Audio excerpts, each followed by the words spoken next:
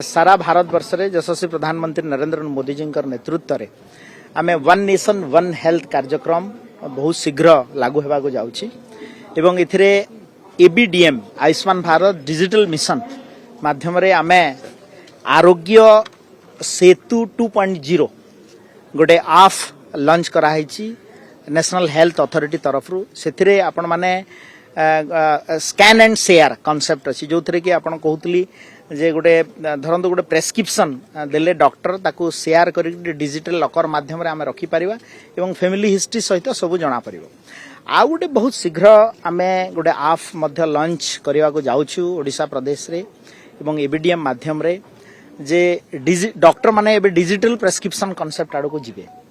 जो थे यशस्वी प्रधानमंत्री नरेंद्र मोदी जी कहते आपण मैंने देखिए मन की बात कार्यक्रम में अननेसेसरी एंटीबायोटिक लोकों पाखे दिया होची ताकू कंट्रोल कराहबो एवं जना पड़िजिवो सेतिरे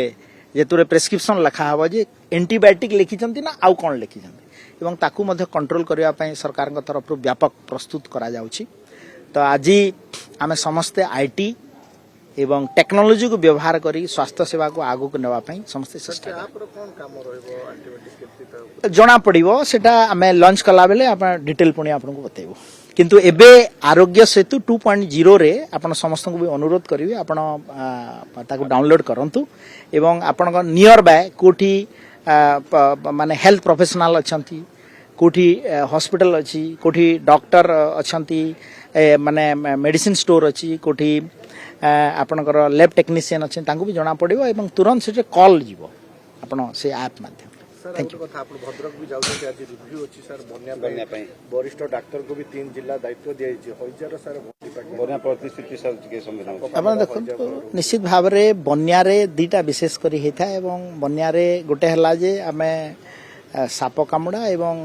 गर्भवती महिला को शिफ्टिंग बड़ चैलेंज था एवं सुचारू रूप से काम होईछि एवं पीएससी लेवल पर्यंत आमे एंटी स्नेक वेनम पहुंचे सारिछु एवं ता सहित बन्या छाड़ी गले डायरिया रो भय रहिता है। तो सेति आमर 3टा टीम मध्य 3टा जिल्ला रे मुतयन होइछंती एवं आज मध्य मु भद्रक निजे जाउछि सेठी गोटे रिव्यू हबो एवं निश्चित भाव रे आम सरकार सचेतन अछंती माननीय मुख्यमंत्री मोहन चरण माझी मध्य निर्देश दैछंती जे बन्या परवर्ती समय रे स्वास्थ्य अवस्था को सुदृढ़ करा पे सरकार स्वास्थ्य विभाग रो निश्चित भाव पदक्षेप ग्रहण करछ। आ गोटे कथा होची जो नकली पनीर और नकली खाद्य बर्तन हो ताकू केमती दूर कर डिपार्टमेंट भी सर विभिन्न जगह रेड करचंती एबे किंतु हमर पाखरे गोटे इन्फॉर्मेशन पहुंचला परे ना स्वास्थ्य विभाग रे मध्य फूड सेफ्टी विभाग टा अछि एवं आमे निर्देश देइथिलु हमर डायरेक्टर फूड सेफ्टी को एवं आपण देखिथिबे मझरे लगातार 2-3 दिन धरी करी कटकपुरी एरिया रे जो नकली पनीर ताकू रेड मध्य करा हिचे धरा मध्य हिचे निश्चित भाव रे आगो को मध्य जारी रहिबो एवं मोर जनसाधारण को अनुरोध रहिबो जे एडल्ट्रेट फूड जोटा अछि ताठु दूरे रहया अपन चेष्टा करी लोक केनि जानिबा कोड एडल्ट्रेशन केनि टेस्टिंग हमर निश्चित भाव रे आपण फूड से डायरेक्टर फूड सेफ्टी रो हेल्पलाइन नंबर भी अछि सेथिरे समान फोन भी करि परिबे एवं मेल कले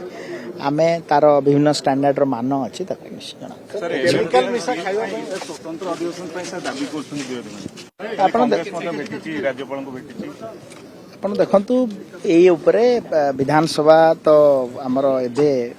अधिवेशन भी आरंभ हबो नोटिफिकेशन हले निश्चित ता ऊपर आलोचना हबो सरकार प्रस्तुत अछंदी सब विषय आलोचना करा।